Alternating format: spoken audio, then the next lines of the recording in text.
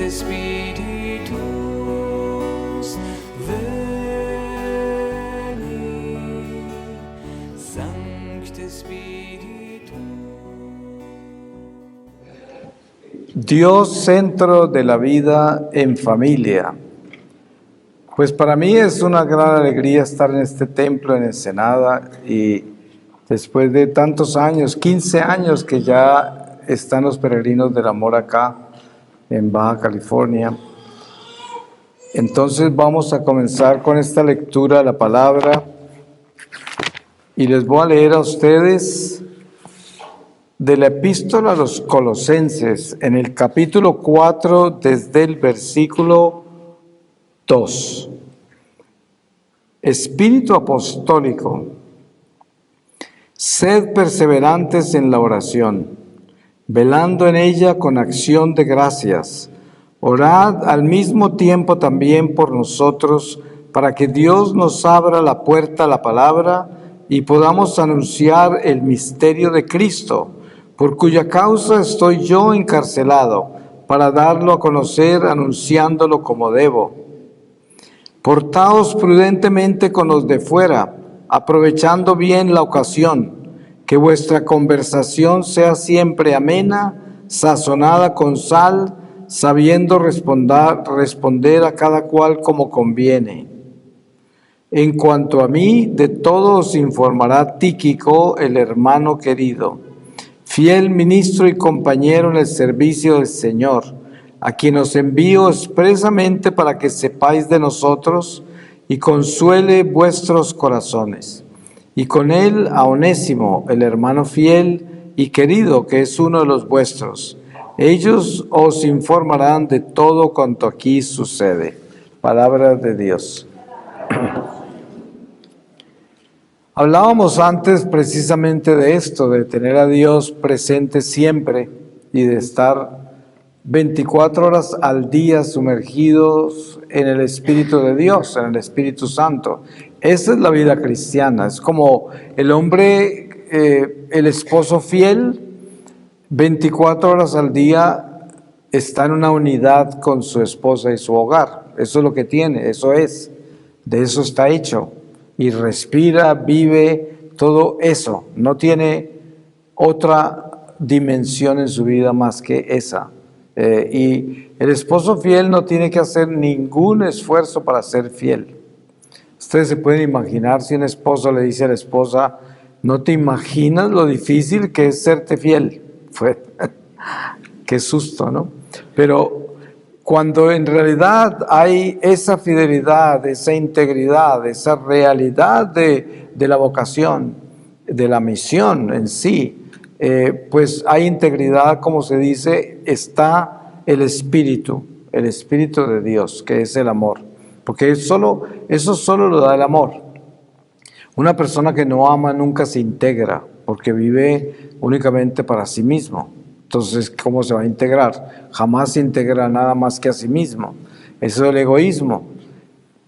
Pero cuando Dios es el centro de la vida nuestra, entonces la vida nuestra ya no es simplemente una misión personal, sino de que uno pertenece a lo que Dios le ha revelado, a una verdad revelada. Y la verdad revelada que nosotros llevamos es Jesucristo. Esa es nuestra verdad. Uno aprende de Jesucristo en el catecismo, aprende de Jesucristo en todo lo que la iglesia nos enseña, en la misma liturgia. Y los evangelios son muy claros acerca de Jesucristo. Incluso todo el Antiguo Testamento lo anuncia Él, todos los profetas. Hasta los salmos lo anuncian. Y en un momento dado, uno tiene que entender de que Dios se hizo hombre para hacerse más asequible a nosotros. Porque Dios, que es un ser incomprensible, que está más allá de nuestros sentidos, instintos y razón humana, que no lo podemos concebir humanamente. Sin embargo, su amor es tan grande que se hace hombre, se hace uno de nosotros, para que podamos verlo, tocarlo, palparlo, entenderlo con su propia voz, con su propia mirada. Y eso es lo que hace Dios, un amor perfecto. Así de los detalles de Dios, su amor, que los desmenuza así para que podamos entenderlo. Y cuando Él hace eso, pues nos llega a nosotros por medio de esta iglesia a la que pertenecemos. Y des en cuenta los misterios. Cuando Jesús anuncia a toda esa gente que lo seguía, que eran muchos, de que tenían que comer de su carne y beber de su sangre, ustedes saben el escándalo que eso fue. Todos se fueron. Los únicos que quedaron fueron los apóstoles, y eso que asustados al lado de Él. Hasta el punto que Jesús les dijo, ustedes también quieren irse, y en ese momento Pedro pues testifica que él sabe que Él es el Mesías. ¿A dónde van a ir? Si solo tú tienes palabras de vida eterna, dice Pedro. Pero este encuentro con esa realidad de quién soy yo, que Jesús nos pregunta a nosotros, es algo que determina si Dios es el centro de nuestra vida de verdad. ¿Quién soy yo?, dice el Señor, siempre. Y Él nos está hablando así, a cada uno de nosotros. ¿Quién soy yo? Entonces uno piensa, bueno, usted es el Señor que está ahí en mis oraciones y en la iglesia y en la Eucaristía y me perdona los pecados y con quien yo me consuelo. Eso eres tú. Pero ¿será que yo soy eso 24 horas al día o solo cuando me estás mencionando esas cosas? Entonces, ¿quién soy yo? Porque para que Dios sea el centro de mi vida, Dios tiene que ser en mi vida siempre en todo, en todo. Por eso la palabra dice que Jesús debe ser el primero de todos en todo, el primero, ¿no? Entonces, en nuestra vida, para que Jesús sea Dios, para que verdaderamente sea Dios y no simplemente sea una historia sagrada, una religión, un consuelo, un exilio a nuestros problemas, nuestras inquietudes, una religión. Tendría que entrar ya el corazón nuestro en otra dimensión. Hace poco estaba hablando yo con una pareja, un matrimonio ya mayor, y el esposo me decía, mire, llevamos 40 años casados, pero en realidad nosotros nunca habíamos entrado en la comunión matrimonial así de espíritu. Siempre fuimos esposos que vivimos una vida condicionada a las responsabilidades de los hijos, a la responsabilidad del uno con el otro. Nos debíamos atención, nos debíamos amor y lo hacíamos en esas condiciones. Pero no conocíamos verdaderamente lo que era la comunión matrimonial. La comunión, la unión de uno con otro convertido en uno solo, eso no lo conocíamos. Y fue que en una oportunidad estaban en una iglesia, en una basílica en Lourdes, en el santuario. Y la señora comienza a llorar y el esposo no sabe qué le está pasando. Y ella no sabe decirle, no sabe contarle. Salen de ese lugar después de la Eucaristía y regresan a donde están alojados, y el esposo muy curioso, pero no quería intervenir en su experiencia personal. Sin embargo, ese silencio continuó hasta el siguiente día, y al desayuno la señora le dice, mira, es que anoche supe que nosotros nunca hemos sido uno solo, siempre hemos sido dos, nunca hemos tenido una comunión en la cual podamos decir que nos convertimos en uno solo, como dice la palabra. Dice, todo muy bien, pero nunca hemos sido uno, siempre hemos sido dos, y esto nos ha mantenido separados, porque ese no es el sentido del matrimonio. Y tanto matrimonio que se daña precisamente, se daña con facilidad porque no son uno, sino que son dos. Entonces, en un momento dado, uno de ellos se separa, ¿no? Porque no cuesta separarse si son dos. Si es uno, si es una comunión, pues eso, para separarlo no es así nomás, ¿no? Porque ya se convirtieron en uno solo, porque están en espíritu y verdad, están en comunión, es una comunión. Y eso es lo que sucede con la fe. Si nosotros entramos en Dios, y Dios es el centro de nuestra vida, y nos unimos a Él, ya como dice San Pablo, ¿quién podrá separarnos del amor de Dios? Ni la guerra, ni el hambre, ni las persecuciones, ni la duda, ni el miedo, ni la angustia, nada nos podrá separar del amor de Dios. Esa es la unidad. Ahí entramos en comunión. Y por eso, para que Dios sea el centro de nuestra vida en la familia, Dios tiene que ser primero en todo. Dios. Y es importante que entremos a esa realidad en una forma sencilla, porque ¿cómo entra uno en una forma sencilla a la realidad de Dios? Asegurándose que usted abre sus ojos cuando despierta y lo primero que usted hace es darle gracias a Dios. Eso es una forma sencilla y que parece que no fuera tan trascendente, pero es que lo es, porque usted abre los ojos y agradece esa vida que está viendo, eso que está sintiendo, eso de que despierta una realidad que si no fuera por Dios no despertaría a ella. Todo eso, gracias.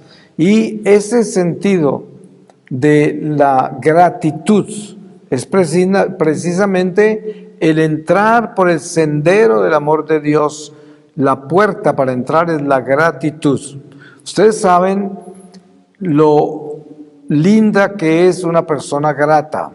Una persona grata es preciosa porque todo lo aprecia, hasta el punto que uno se asombra de que aprecien cosas tan insignificantes, ¿no? Pero para ellos no son insignificantes, porque el que es grato, todo es inmenso lo que recibe. Todo lo que recibe es muy importante, todo. Aunque uno al darlo no se da cuenta que una persona grata lo va a apreciar en esa forma. Pero la gratitud precisamente es eso, la entrada al sendero del amor de Dios. Uno no puede entrar a ese sendero si no tiene gratitud, porque el amor propio, la vanidad, nos roban la gratitud, porque entonces uno, como está lleno de sí mismo, no aprecia nada de lo que recibe, porque piensa que todo se lo merece y que aún no le han dado suficiente, y cuando le dan, se pregunta por qué no me dio más, ¿no? O por qué se tardó tanto en darme, o qué estará buscando cuando me dio eso. Porque no hay gratitud, no hay esa sinceridad espiritual. Y es importante que para que Dios se convierta en el centro de nuestra vida, tenemos que entrar por esa puerta de la gratitud. Una gratitud sincera, que es hermosa, pues que podemos dar testimonio cada uno de nosotros de lo horriblemente feo que es una persona ingrata. ¿Qué hay más feo que una persona ingrata? Es horrible, ¿no? Porque es un defecto aterrador, porque es una persona egoísta que no tiene la mínima consideración con nadie y todo lo quiere para sí mismo. Y por lo tanto, siempre aparece ofendido, confundido con todo el mundo, porque nunca recibe lo que quiere, lo que busca. Es un ingrato. La palabra misma lo dice, suena así. Cuando uno dice ingrato, eso está en total desarmonía. La misma palabra es una música destemplada, ¿sí? Cuando uno dice gratitud, es una sinfonía. Eso parece un concierto, una ópera de Dios, gratitud. Y esto es lo que debemos entender entre la virtud y el vicio, entre la gracia y el pecado, y cómo es deshonora la gracia y cómo distorsiona el pecado, lo que es oscuridad, lo que está mal. Y dentro de este conjunto, de este ritmo espiritual de la vida nuestra, con relación a Dios, podemos ir dándonos cuenta dónde está Dios dentro de toda esta vida nuestra, dentro de todos estos pasos que damos. ¿Dónde está Dios? ¿Dónde está Dios cuando yo camino hacia donde camino? Cuando reposo, cuando me levanto, cuando como, cuando trabajo, cuando estoy solo. ¿Dónde está Dios en todo eso? O si es que está. Porque normalmente cuando nosotros nos encontramos en situaciones de soledad, de abatimiento, de duda e inseguridad, de cosas malas, malos presentimientos, la respuesta a todo eso es muy sencilla. Se llama ausencia de Dios, es lo que es.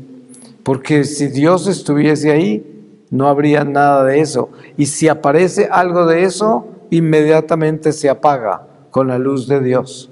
Porque cuando uno tiene a Dios como el centro de su vida y aparece la duda, todo lo que hace uno es orar y se apaga. Y cualquier situación de la vida la maneja uno con la fuerza del amor de Dios, cualquiera, por difícil que sea. Eso es lo importante. En una oportunidad estaba yo en España, en un pueblo muy pequeño, y había habido una reunión en el parque del pueblo que la organizó un señor que era un poquito desequilibrado, como enfermo mental. Sin embargo, cuando yo llegué al pueblo, porque tenía un retiro en una iglesia ahí, el Señor me conocía por internet y me dijo: le voy a hacer una propuesta que seguramente usted no va a aceptar, porque yo soy un hombre que no soy normal en este pueblo. Nadie me quiere, todo el mundo me rechaza, pero algunos jóvenes me quieren, que son los únicos que me aceptan. Pero lo que yo quiero es que usted nos hable en el parque a los que me quieren y a mí. Y yo le dije: claro, lo hacemos, y lo hacemos esta tarde, 1 hora antes de que yo empiece la actividad en la iglesia. Y entonces les di una reflexión debajo de un árbol ahí en el parque. Eran como 6 jóvenes y este hombre que hoy es visiblemente desequilibrado, ¿no? Pero miren ustedes que tenía un orden en cierta forma. Y bueno, terminó eso, yo me entré a la iglesia, estuve 3 horas adentro, salí después de que terminó toda la actividad y voy caminando por una calle hacia donde me estaba alojando, cuando veo, lo llevan 2 policías esposados, ¿no? Y entonces me mira y me dice: ¿se da cuenta? Yo no soy normal en este pueblo, me mandaron a arrestar, porque estaba cantando allá en no sé dónde. Y los policías me miraron así de reojo, como quien dice: pues este es así, ¿no? Y ahora hay que encerrarlo. Pues siguieron caminando, yo seguí detrás de él sin saber qué hacer. Yo digo: ¿ahora qué hace uno, no? En una situación de esas, porque tenía como partido el corazón. Pero al mismo tiempo, ¿cómo interviene uno en la vida de un pueblo y en la situación de una persona que no conozco, no? Entonces, para el hombre y paran los policías, y él me mira y dice: pero ¿sabe qué? Nada importa lo que está pasando, porque Dios está conmigo. Y entonces, ¿de qué me preocupo? Vamos, así. Y esto fue algo tan hermoso, porque fue este hombre que lo tenían atado, estaba esposado, lo llevaban para la cárcel. Es como trágico todo eso. Y los policías estaban como más encartados que él, ¿no? Porque era una situación muy incómoda, porque no es el típico criminal, ¿no? Entonces, cuando él dice esas cosas y se va, ya veía a los policías más incómodos todavía. Y caminamos como 1,5 cuadras más.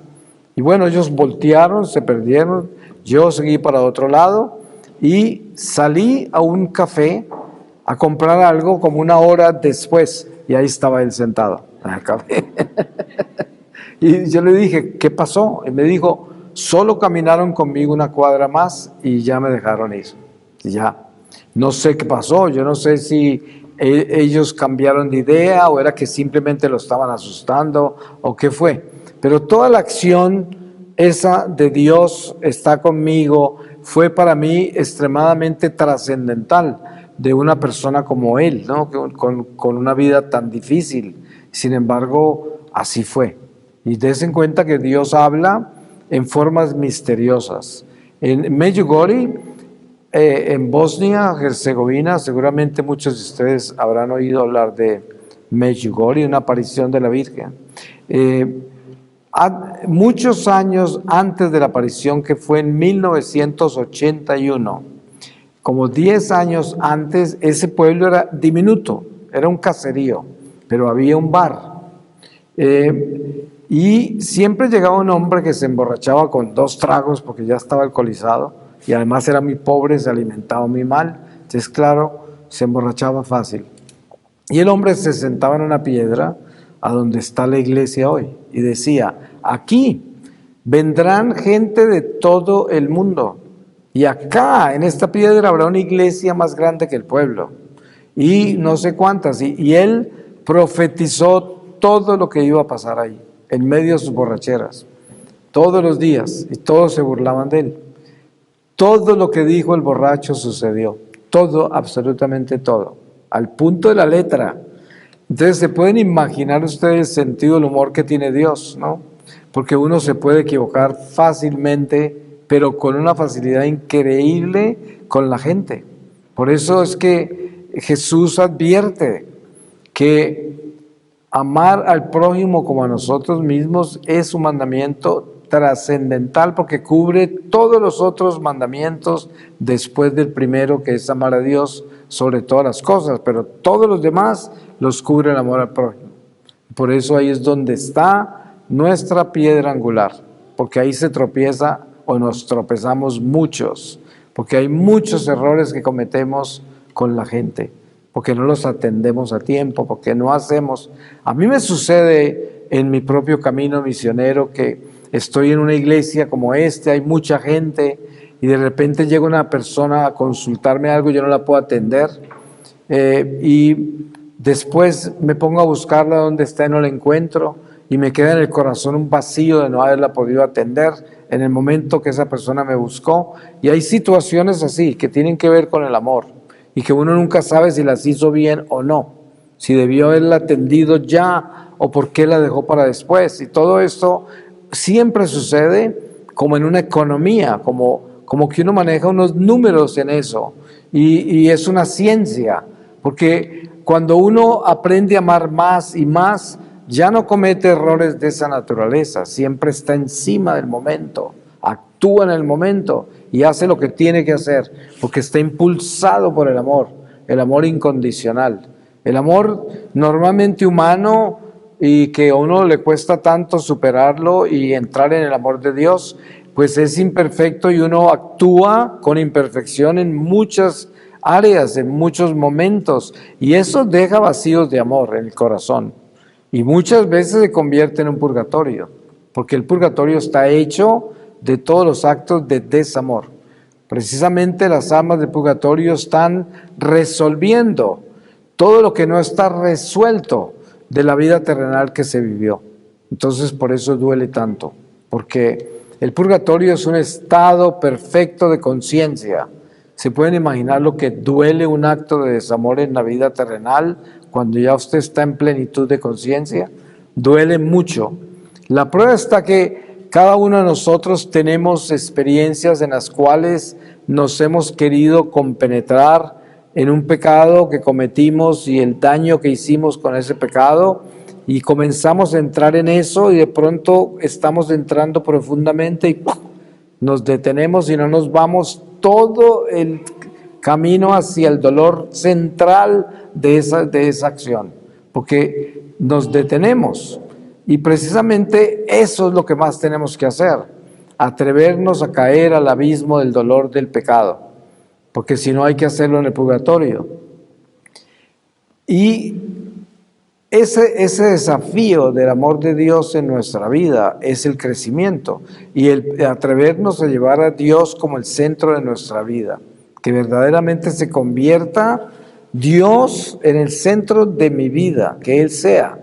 Y es tan hermoso porque entonces me mueve ese amor de Dios y mi amor humano se une a Él y desaparece como un interés personal, ya no es un interés personal.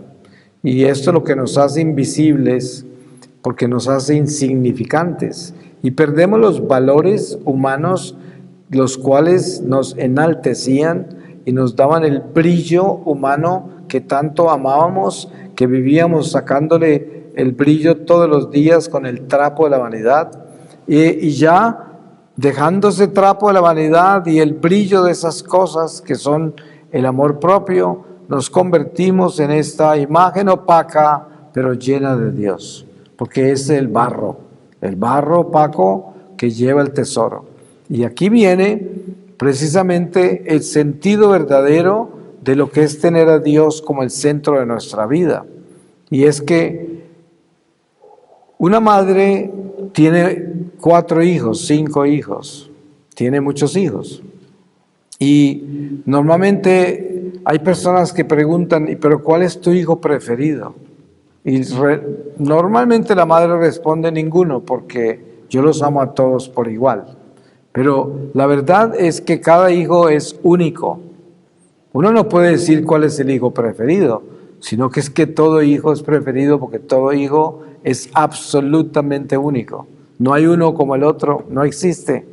Entonces, la verdad de ese amor de madre o de padre con los hijos es que se da completamente a cada uno en su manera, como es, porque no puede darse igual al otro porque el otro es diferente.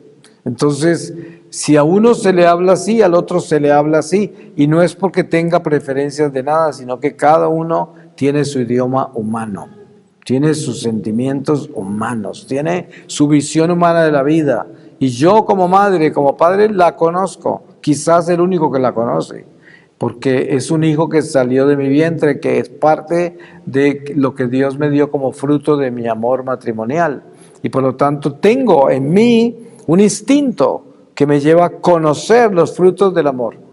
Y es un don, es una gracia. Estoy hablando de gente que tiene amor por sus hijos, porque sabemos que este mundo está lleno de hogares disfuncionales y de hijos que nunca tuvieron hogar. Eso es lo que más abunda hoy. Y por eso hay tanta violencia en el mundo y tanta maldad, porque hay muchos hijos de las tinieblas en este mundo, hijos de la fornicación. Hay más hijos de la fornicación que de la gracia en el mundo. Y por eso, ¿cómo nos vamos a asombrar de que haya tanta maldad? Si los hijos de la fornicación, la mayoría, no conocieron el amor. Y por lo tanto, no van a dar amor, ni lo van a querer tampoco. Porque el amor les hace daño, los quema, no lo sienten. Ustedes seguramente han conocido gente que uno no puede darles amor, les incomoda. Si trata de dar afecto o algo, es que lo rechazan, es que inclusive atacan, porque el amor los quema. No lo conocen, no les importa, no lo quieren, le huyen. Y esto es algo que puede explicar la realidad tan radical de lo que es la condenación eterna. Muchas personas no creen que un alma es capaz de rechazar a Dios. Pero des en cuenta, hay gente que rechaza el amor y cuando muere rechaza a Dios. Lo rechaza, no lo acepta, se separa, no lo quiere, no resiste la luz, se va hacia las tinieblas como si fuera su exilio, como si fuera su casa, se va a las tinieblas. Y esto sucede en el mundo, nosotros todos lo hemos visto, de que hay personas que no aman ni les interesa el amor y se exilian en la oscuridad, en el desamor, en el odio, en todo lo que es oscuridad. Y por eso el don de tener a Dios en el centro de nuestra vida como familia y como hijos de la iglesia es precisamente la esperanza de la iglesia. Porque ¿quién va a conocer a Dios si nosotros no lo llevamos para que lo conozcan? ¿Cómo lo van a conocer? Nosotros somos esos mensajeros de Dios que les llevan a la gente ese Dios vivo que está en nosotros para que ellos sepan que es verdad que existe y que existe en nosotros. Eso es. Yo me acuerdo cuando yo estaba secuestrado por las guerrillas en Colombia, después de haber vivido un éxtasis que tuve con el Señor en el día 15 de 6 meses de secuestro, llevaba como 4 meses y medio secuestrado y ya tenía una experiencia de Dios. Y en una oportunidad estaba atado a un árbol y me tenían sentado a la raíz del árbol y alrededor mío se habían sentado 4 guerrilleros con sus ametralladoras en las piernas. Eso lo hacían con frecuencia para torturas psicológicas y se ponían a hablar de los asesinatos que habían cometido, cómo habían hecho estas barbaridades y hablaban de cosas horribles. Y entonces yo estaba en silencio mirando hacia el frente, pero mirando por encima de la cabeza del hombre que estaba al frente mío, que era el más malo. Y no lo miraba a él a los ojos, sino arriba de su frente así. Pero estaba orando, yo estaba orando por él, porque sabía que él era el que manejaba todo eso en ese momento. Y de pronto el hombre saca una pistola que tenía aquí al lado y me dice, nunca hagas eso. Y me dio un cachazo en la cabeza y me desmayé. Yo desperté quién sabe cuánto tiempo después, con un hinchazón en la cabeza. Y el hombre sabía que yo estaba orando por él. ¿Pero por qué? Porque el demonio en él sabía, porque él no tenía por qué saber. ¿Cómo va a leer mi mente? Si yo estaba ahí en silencio, yo no estaba haciendo nada, estaba amarrado contra el árbol, no tenía cómo saber que yo estaba orando por él, no tenía, pero sabía porque el diablo en él tenía el espíritu del mal. Y eso es un ejemplo de lo que es el movimiento espiritual entre el ser humano, en el mal y en el bien. Y nadie se imaginaría que verdaderamente un espíritu del mal pueda actuar en una persona en una forma que actúe contra uno o a favor de uno, porque son espíritus del bien y del mal. ¿Ustedes se acuerdan? Hay un pasaje muy doloroso y extremadamente misterioso entre Jesús y San Pedro, cuando Jesús anuncia su crucifixión, su muerte, y Pedro se lo lleva a un lado y le pide que no se deje crucificar, y Jesús lo exhorta y le dice, apártate de mí, Satanás, tú hablas como un hombre, y le reprende. Y nos damos cuenta que Jesús no está llamando Satanás a Pedro, Jesús está exhortando el espíritu que habla a través de Pedro, que tienta a Jesús. Sí, eso es lo que está haciendo. Pero la enseñanza es que nosotros en un momento dado podemos ser instrumentos del mal. Hay gente que trata de quitarle a uno el impulso que uno lleva para hacer algo bueno. Y te dicen algo para detenerte, para atajarte, y simplemente lo hacen unos porque son perezosos y no les gusta que la gente haga cosas, otros porque son envidiosos, otros porque están siendo influenciados por un espíritu que no quiere que se haga lo que uno va a hacer. Y todas esas acciones están conectadas al espíritu, siempre. Entonces, esto nos da la idea a nosotros de lo importante que es tener conciencia espiritual, para que sepamos que tenemos una responsabilidad como hijos de Dios. El demonio sabe quiénes somos nosotros, nos conoce desde el vientre de nuestra madre, porque nosotros somos una amenaza para las tinieblas, porque somos instrumentos eucarísticos, somos un pueblo escogido por Dios para la defensa de las almas, por lo tanto somos el ejército enemigo del ejército caído. Nosotros somos los que lo combatimos y los que tenemos el poder en nuestras manos, en nuestro corazón, contra las tinieblas.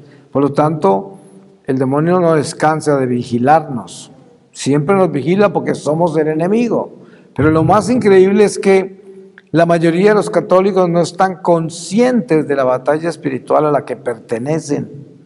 Es un desperdicio de vida, un desperdicio de gracias, un desperdicio de oportunidades para rescatar almas, porque si nosotros estamos conscientes de quiénes somos, el potencial que tenemos con lo que Dios nos dio al escogernos y bautizarnos, entonces sería mucho el servicio que prestaríamos para la salvación de las almas, porque no hay nada más grande que un alma despierta, un alma que está ya consciente de la misión, consciente de ¿por qué Dios nos creó católicos? Consciente del envío, consciente de la necesidad de rescatar almas en este mundo que está llevándose almas todos los días para el abismo. Todos los días caen almas al abismo.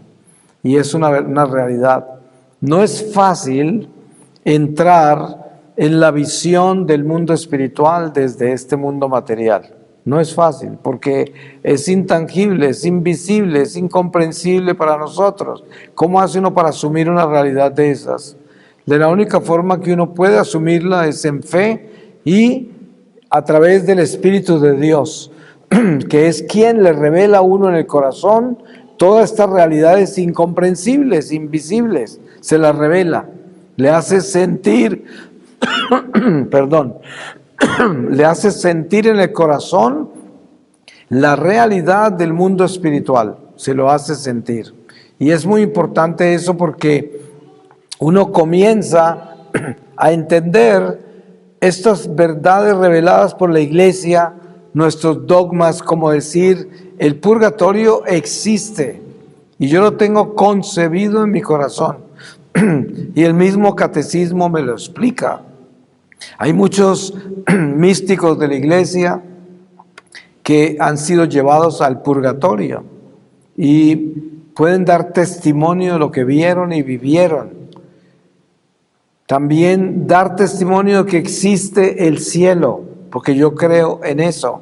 Yo creo en la vida eterna, yo creo en la resurrección, yo creo en Jesucristo y sus promesas. Y todo eso hace que nosotros vivamos una experiencia de lo que es intangible e invisible del mundo espiritual, nuestra fe. Si yo acepto los dogmas de la Iglesia como los debo aceptar, porque si no los acepto no soy católico, pero si yo los acepto con conciencia, ya soy una persona espiritual. Porque ¿cómo puedo aceptar yo con conciencia que el purgatorio existe si yo no lo concibo? Sí, no puedo. Yo tengo que concebirlo, decir, sí, la Iglesia me enseña y yo tengo que creer lo que me enseña como dogma de que el purgatorio es verdad, que existe. Por lo tanto, yo creo. Y cuando yo digo eso, ya tengo concebido en mi corazón la realidad de que el purgatorio existe. Eso es.